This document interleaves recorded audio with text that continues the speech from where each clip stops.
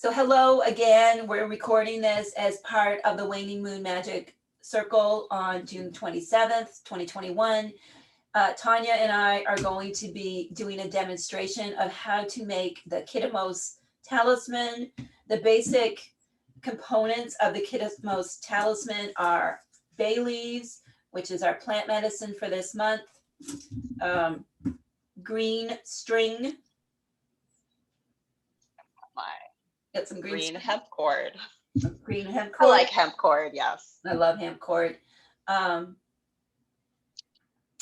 Get key. What are you using for a key? I forgot my key. Oh, I'm sorry, 1 second. So discs, I'll talk about discs.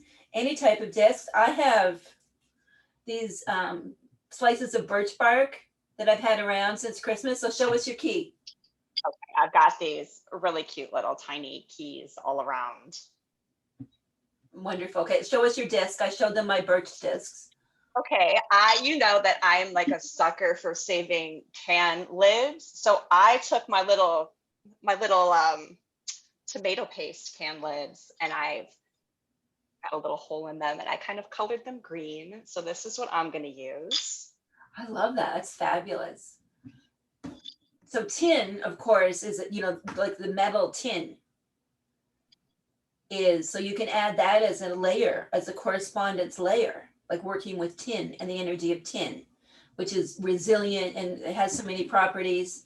And if you ever have any questions about something like that, connect with Tania, but come to her with correspondences already planned. Like say, I've got some tin cans, look, and can I use them? Yes, totally. Here's how. Okay. So that's really, so it's a simple spell. You need discs, string, key, bay leaves. That's really it. And it's a knot spell. So I did one already, just to show the knot aspect. So, because I wasn't sure how far we get, Tania, and I wanted to be able to show them what to do at the end, like one way to finish off a knot spell.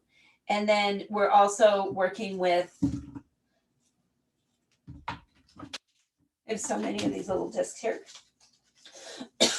And for our glyphs, we're using Aquarius with the ascendant on the Aquarius for the timing of the spell. The waning moon in the sign of Pisces, let's dream big. Remove all those obstacles to that. The sigil of Kittimos, the bright one, shine bright. And if you like, you can add your own personal sigil or words or something to summarize your spell. That's the sigil I made for my spell, so you can make your own there, or use one of the ones that we've shared in Covina at different times if you like. And then, so it's really simple. Simple spell. My first recommendation, Tania, since we're talking about this, my number one is if you're going to make a talisman using a cord, make sure you fold it over so you have a nice big loop at the top. Practical concern. What would be your number one practical concern about making a corded talisman? It would actually be the same, because I love having a little finger loop or something, to kind of shake it and give it a little. I love those little finger loops. Yeah, so you can hang it. It's also good if you're going to be braiding it or cording it or knotting it, and that way you can anchor it on something, like a Sharpie or whatever you're using. You can put the knots tighter, and then you can hang it. I'm going to hang mine up right on my wall calendar. When I'm done, I've got a Demeter that's been up there for a while, and she looks like she wants some company hanging up over my calendar. So that would be my number one tip.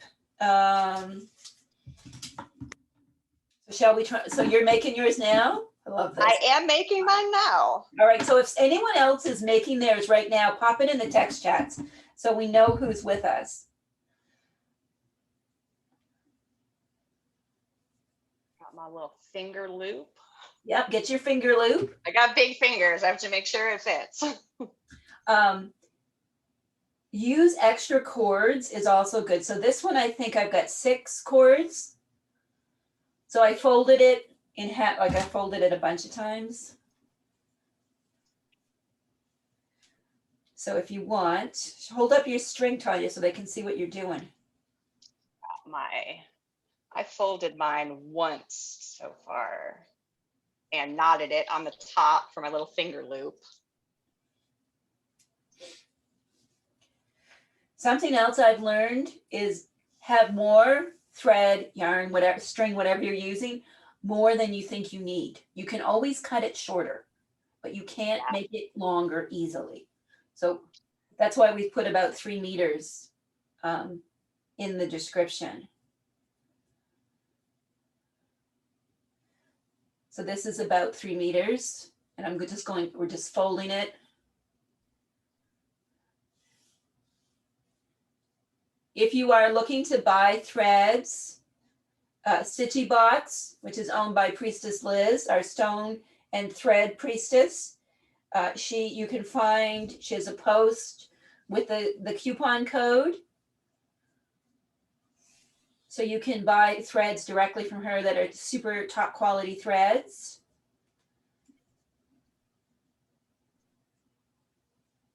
She has got some awesome colors on her website too, I have to say. Okay.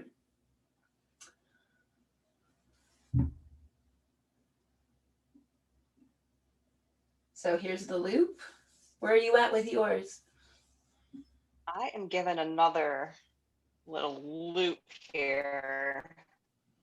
Just make sure. I have got my loop and my cords hanging down.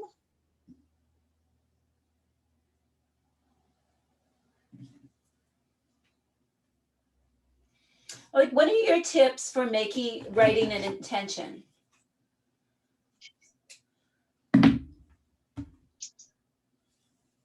Well, be specific as possible, obviously. That's probably the #1 tip. Don't be vague. Don't be general. Kind of you want what you want and you want to write that down. I like to I don't know, I have this funny thing that I do where I just kind of sing my intention.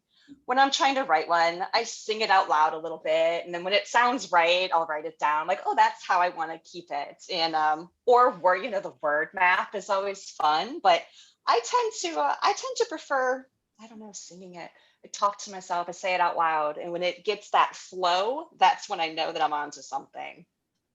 I love that. And I love how, like, in the compendia, I put like the instructions for doing an incantation from the Keeping Your Keys book. And I love how you just the intention flows naturally into an incantation. It becomes a song. So as you go through and you answer these questions, these tough questions, and then you pick what you're going to do, if you're going to make a talisman, blessing bowl, bottle, whatever it is you decided is your focus, that as you're weaving it, just start to speak those words. And it is weird at first. But as you get used to working this kind of, which is really natural magic, working with the energies of colors, plant medicine, stones, symbols, keys, and so on, as you get used to connecting with them, it will become so much easier just to talk and sing your spell to life. Whatever you're doing, just to sing to it. I'm just making my holes. I punched holes in my can lids with a nail. Now I just have to make them a little bigger. Make sure your thread is going to fit through your hole. All right, so I have a whole pro tip. So this is the little thing you do that I use for a lot of things. It's actually something to get the gunk off your teeth. This is one of my favorite tools for crafting. And I used it to make the holes in this. So this is literally a dental tool. I know, Tanya, you probably don't want to see a dental tool. I claim the power of dentistry. Using it for good. And then you can use you can use one of these that they poke really good holes in things. And then you can also use it to poke your string through. My string's kind of being a pain right now. How are you doing with your string? It's good. That's why I like hemp cord. As long as your hole is large enough, it's got that sturdiness that I like. So I am all out of green hemp. I thought I still had some lovely forest green, but what I had was this cotton, and I wanted to work with this. But it is a little bit, where it's cotton, it's a little bit harder to get through the holes. Again, get your fancy dental tool.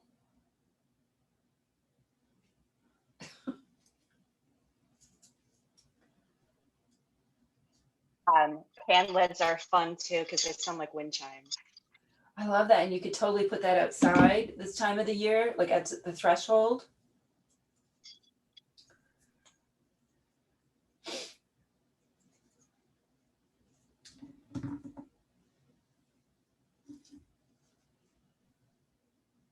And you can thread your bay leaves on however you like. Put them in front of your discs or behind your disc. I'm going to put my bay leaves behind my discs. Did you put yours in front or behind? I am just adding them now. So let me see how, I probably put it behind maybe. Mine are a little bigger. Are you going to do them on the same threads or are you going to do it on separate threads? No, I'm really wondering right now. Originally, I planned on doing it on the same thread. I think I'm going to stick with that. Okay, I'm going to do this one, then I'll do it on separate threads so we can just see how it looks. So if anybody wants to type in the text chat. So your bay leaves are amazing, super durable. Just get yourself a little hole punch, or you can use your handy dental tool or whatever you've got to poke a hole. And tie them on, and then I'm going to tie my discs on. So there's so many different ways that you can do with this. I do recommend, make sure you've got at least 8 threads in your bundle, because that way, even if you screw up one, you can just cut it off if you lose any. Okay, get that through.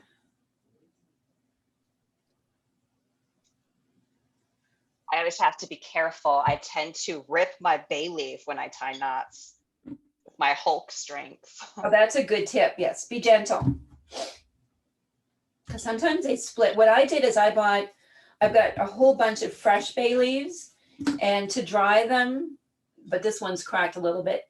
To dry them, I've just put them underneath my big mortar and pestle. It's stone super heavy. So they're kind of flat and really toughened up now. But sometimes you buy them and they are kind of fragile. I think we had there's a question in the text chat. Let me see if I can grab it while you're doing that.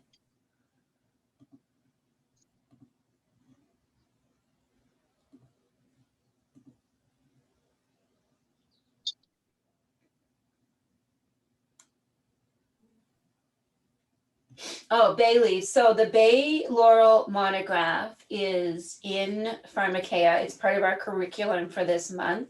So, and Bay Laurel is one of the plants in my book, Entering Hecate's Garden in Detail. And there's also a few pages on it in the Keeping Your Keys book. So you can get the signatures of bay from all of those places. In this spell, we're working with the properties.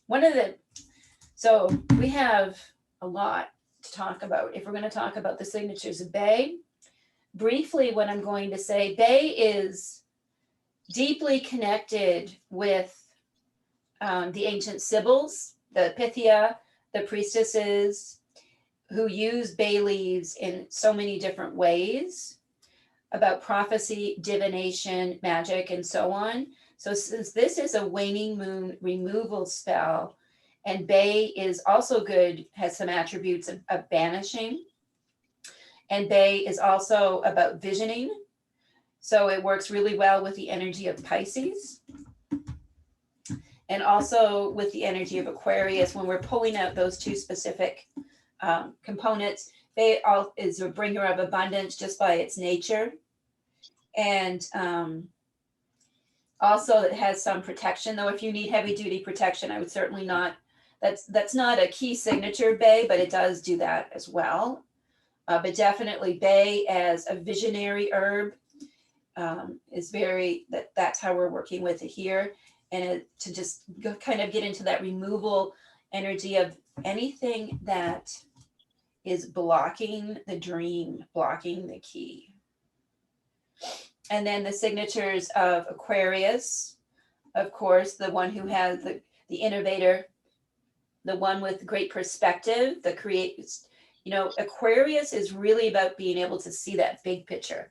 So that's why when it came to the timing of this for activating the talisman, I chose when Pisces was on the ascendant. So that is happening tomorrow with the waning moon in Pisces and Aquarius as the ascendant. If you're not ready to do it, we get the same but opposite phenomenon occurring in the August full moon with Pisces on the ascendant. And I think that's right around 8 p.m. Oh, I think it's 7 p.m. Eastern. So if you have any questions about that, it's not in the compendia, but I did calculate that chart today. I looked at the charts to see. So if you're not doing it tomorrow, I just want to double check here. So if you're not doing it tomorrow, August 23rd during the full moon is the same but opposite of Aquarius coming with Pisces around 7 p.m. Eastern. So that's basically also early waning moon, but the moon will be in Aquarius instead of Pisces. And I set Pisces for the ascendant. So that gives us August 23rd at 7 p.m. So no rush to do this if you don't want to release it tomorrow. You want to take your time, August 23rd around 7 p.m. Eastern. Adjust your calendar for wherever you are in the world, of course, so you get the right time.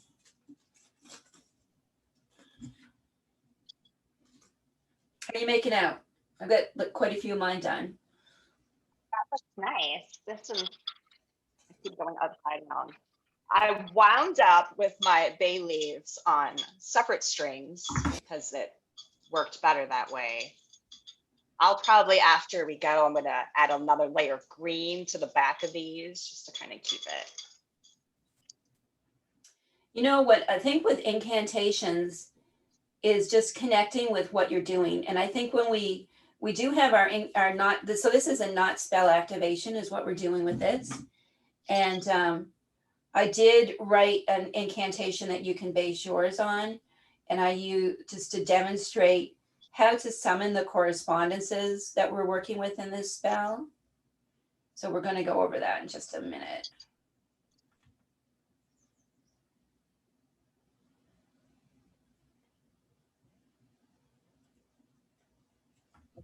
Giggling. So what else do we have to talk about? So keywords of Aquarius: banishing obstacles, the pursuit of creative freedom, innovation, original thinking, perspective. In traditional astrology, Aquarius is ruled by Saturn, which is an excellent signature to help us have some discipline as we're pursuing those dreams, big picture things and keys and so on. And then in modern astrology, Aquarius is ruled by Neptune, which is like the psychedelic trip of the zodiac. So Neptune is really going to be helpful if you tend to put limits. Like, I can't desire that. I can't dream that. Neptune's going to be like, come and sit by me and we'll dream in Technicolor.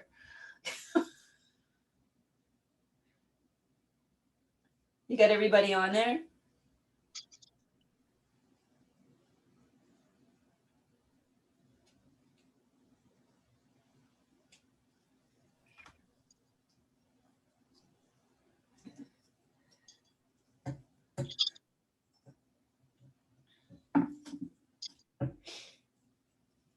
Another thing, if you're working with the wood discs, I mean, you may not be able to like nail the hole through. It might break things. That's what happened to me. I was trying different nails just to see, and then I went back to my old Sculpey tool, dental tool thing that I like to use for sculpting clay and all kinds of things. So mine's coming together. Let's see yours. Oops. Mine's taken on like a, it feels like, you call like one of those macrame hanging plant baskets. I love it.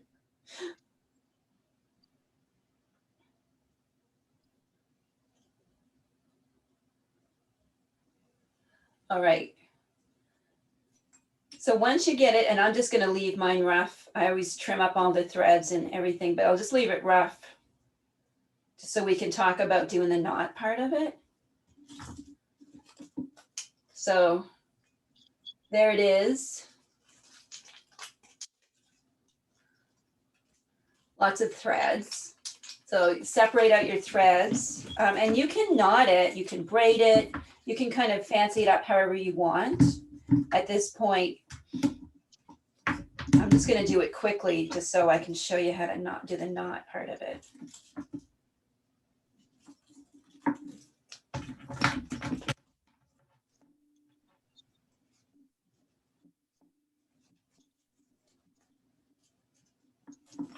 Mine's all knotted. How knotted is yours, Tanya?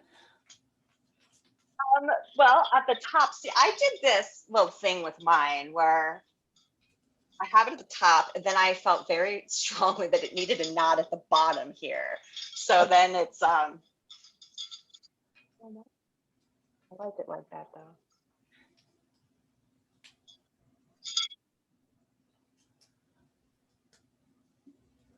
All right, so I'm just going to do this one like this for just to show the demonstration of what I've got here. So then to start knotting it, and some of you are so fabulous with the knots, but I'm just going to do a quick demo. If you're new to doing knotting, any kind of knotting, it's good to anchor it on something. You can anchor it on a Sharpie, anchor it on one of my favorite things, the rollers. Lots of things you can anchor it on to get the knotting done. I'm just going to do it super quick. So this is just, just kind of like the decorative knotting. If you want to weave it down, however you want to do it. I'm not going to do it for keeps. So weave it down however much you want. And then when you get to the point of how you want it, you can make the number of braids or whatever you use here. You can have that as part of your spell if you want. But I want to talk about what we get at the end. So what I did at the end of this one, I hope you all can get a good look. So when it comes to a knot spell, so you're going to weave this down. I'll show you on this. Weave this down, and you're going to take the ends of it once you get it as woven as you want, and that becomes the part that you knot.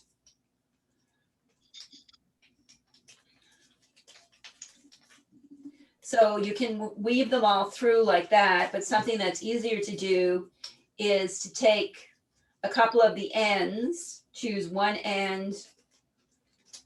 I'm going to take these two guys here, and see how you make like you pull out two threads that are easy, and then you would do the knotting part right on those two threads.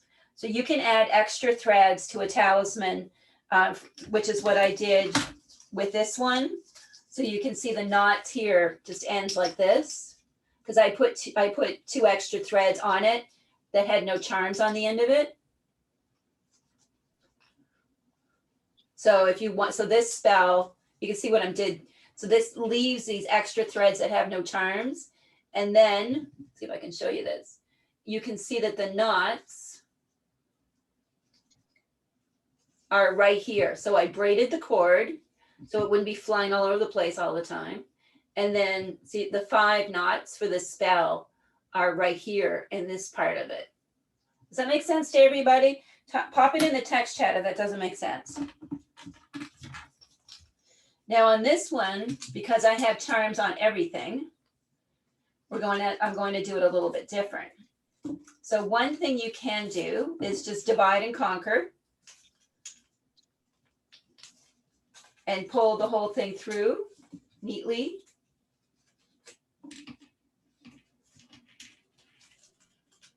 Knot of 1. Well, this isn't too neat right now. Knot of 1, the spell's begun, and see, and then you have a knot.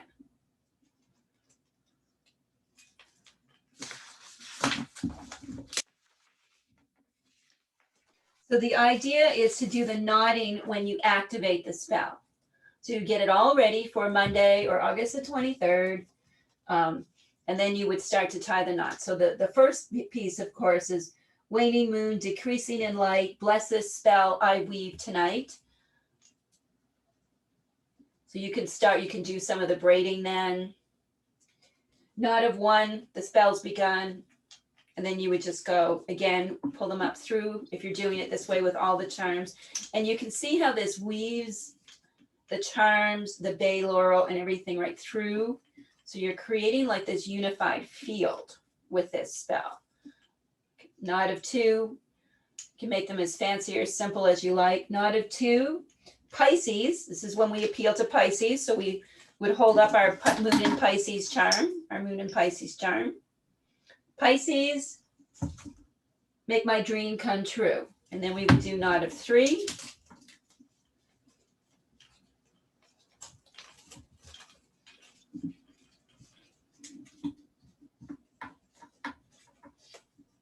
A knot of three, Aquarius, help me see. Again, Aquarius is about perspective and visioning, innovation, knot of three.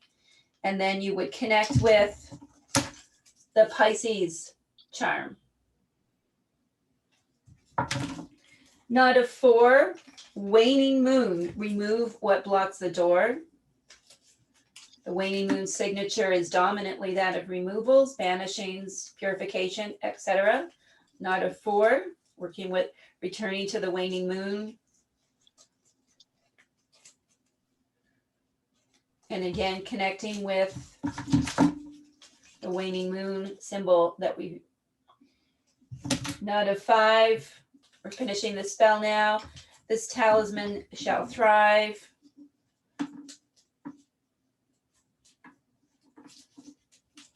Like I said, I'm going to hang this over my calendar, hang it over the doorway, put it outside where it's summer if you can, hang it, hang it on a tree. Just hang it someplace where it can really get into that energy. Knot of five, this talisman shall thrive. You could also say this spell's alive, whatever, and then you can see the 5 knots. And then waning moon, as you flee, take my problems away with thee. That's one of my favorite incantations for the waning moon. And then as you recite that bit of the incantation, then you would just mount it wherever you're going to keep it. Yes, Liz. You would want to put, if you're doing it on August 23rd, the disc would get reversed. So just quickly, I'll show you what you would do. You would have your waning moon. Helpful to have something like this when you're doing these work with sigils and symbols and so on. So you would just do the waning moon again.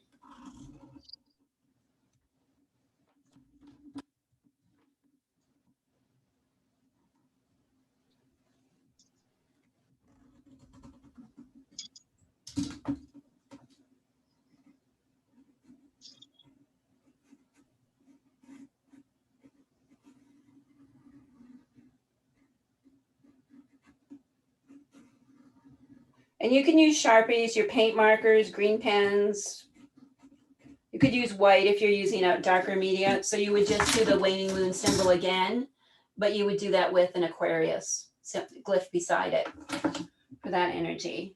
And then your Pisces would be a standalone Pisces.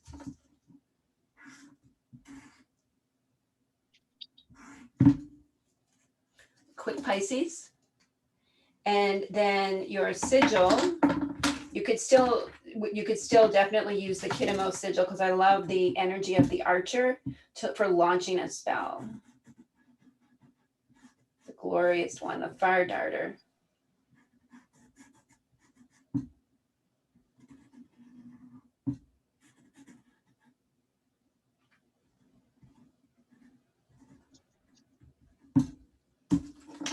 So there's a quick version.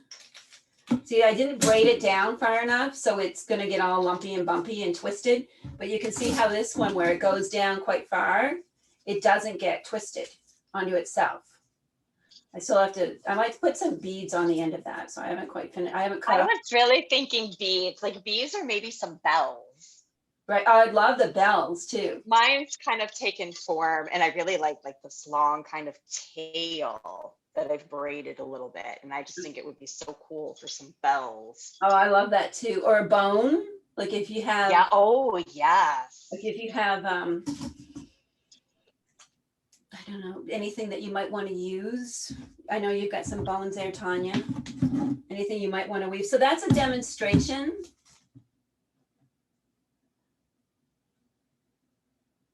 Of whatever, using whatever that you have to kind of do the foundation of it. And then, and I wove mine at the top, and Tanya, and put the charms at the bottom, and Tanya put her charms at the top, and then has the tail going down. So you can do it either way. But there is an example of how to make a Kitamos talisman, and how to do the knot piece at the end. So you're going to knot yours right at the end of the tail. And then as soon as you knot it, you know, then it's ready to go. And you can ask Hecate to bless it if you wish, or whatever else you'd like to add, and really concentrate. If you have your own incantation, whatever that might be, whatever you're manifesting, whatever key you're bringing into glorious sight by removing things that are blocking dreams and blocking perspective. Again, working with the signatures of Aquarius and Pisces. It was so much fun. All right. Any other questions? Maybe I'll just use this as a teaching tool. You know how in the old days teachers used to have like pointing rods? Maybe I'll just use this dental thing. Whatever works. No, I'm going to put it away because it is sharp. All right. Okay, we do have a couple questions. Somebody asked where you put the key. Really where you like. And yours, I guess the keys are probably at the top, right? Keys at the top? Actually, I put both of them that I had. I have one more. I'll probably make it so it's 3 keys. So I have kind of one up at the top of my tail and one at the bottom. But I think I will add another one at the very top to give it like that 3 world feel. I love that aspect of the 3 worlds. So there's so many different ways. You got any other questions there? Oh, what do you do with the talisman when the energy dissipates? So I think this is so interesting because I have talismans literally that are like 7, 8 years old. So I tend to keep them, even if the energy dissipates. For me, they become a souvenir. And I would say I'm the same way. And if I don't keep them, you know, I'll throw them in my System Mystica, or, you know, I'll find one in a drawer, and it's kind of like I'm sentimental. So it's a happy little memory of that talisman that I made. But there are a few times that I feel it needs to go in the fire. Yes. So I think it's one of those trust your intuition kind of things. But this is a souvenir. This is what I did several years ago and hung it by the front door to the house. And it's so simple. When I look at it now, I was like, oh, I'm getting a lot better with the polymer clay in the last decade. That's the thing too. Yeah, when you keep them around, then you can be like, wow, I've really gotten better at this. You know, so there's a key, light bulb. There's all these different aspects of things I wanted to bring out. This is the colors and the lessons from a course that I'm not teaching right now called the Sacred 7. So I tend to keep them. I do see them as souvenirs. They do have energy. But like you said, sometimes they need to be burned. Sometimes I will say, this is over and done, it needs to get out of here, bury it in the woods or whatever. But I think seeing a talisman as like a vivified spirit that you are like coexisting with, you know, that it becomes like a companion to you. It's neither nor more, it won't work without you. So you need to be doing the things to manifest its energy into the world. It's a co-creation. So, you know, like if you switch gears and you decided like, oh, I had that talisman for that, but now my focus is over here and I've decided to pivot, then like Tanya said, you might need to burn it. Or maybe the whole point of the talisman is a banishing. You want to get rid of, like this is just about removing obstacles, removing things that block our dreams, block our perspective. I mean, for me, this will work for years. until it feels tired. It's got bay leaves in it. You know, and I had like that bay, what did we call it from the Sacred Seven? Remember that we used to make something similar at a bay, and I forget the name of it, but I had I had the original one probably for 2 years, and then I had the subsequent one, I think, for another 2 years. So bay lasts a long time. It's an endurance. It's a marathon runner, bay, really. It's not a sprinter. It's there. So I think just talking to them and seeing them as vivified things that have a life that that's in companionship to you. I think that really changes like how you understand this type of magic or sacred creativity, or, you know, yeah, like your Corey talisman, like a friend. Like, you know, I have in my cupboard here, you know, I made a bay laurel garland that I've got up there. And then I have my Corey talisman. I have a whole bunch of things. I have a big, what do you call it? Like, I don't know what the hell you'd call this thing. I have this thing I love. I bought at IKEA. I don't know what to call it. It's not a bulletin board. It's like a grid, like a metal grid with spaces, like squares. You know what I mean? Mm-hmm. I know what you mean. Like you can put little eggs on it. Yep. So it's like these little squares, and then I have little hooks. So I have all of my little things hanging on that. So I don't know what I would call it, but they are all my friends. My original Circe puppet, who I have to keep like in a special little place because she's aged. And yeah, so I keep they're all my friends and companions and reflections of who I was when I made them. I love that. That being said, if I do like a spell, like, you know, like there's certain spells I'm not going to talk about here, obviously, but there are some spells that would never be done near the house, and then they would be burned and released and etc. They don't go on the friends wall. They're very far from here, the friends. I don't know. That's just but this is a friend spell. Kinemos is going to become a companion to us and remind us that we can remove those blocks and banish things that stand in the way between us and our dreams and our keys and so on. And we can get some good perspective on where we're going. So that's what Kinemos is. So thanks so much, everyone. We're at time. Time has flown today, hasn't it, Tania? Yes. I've gone from stormy to sunshine here in Cleveland. It's a whole new cycle in Cleveland. So thanks so much for watching, everyone joining live. If you want to stick around for another few minutes, I'll be offering the oracle to our speakers that we had today, as I always do, but we don't ever do that on camera. But you're welcome to hang out for a few extra minutes while we do that oracle offering, where I do a reading for all of our medicine bringers today.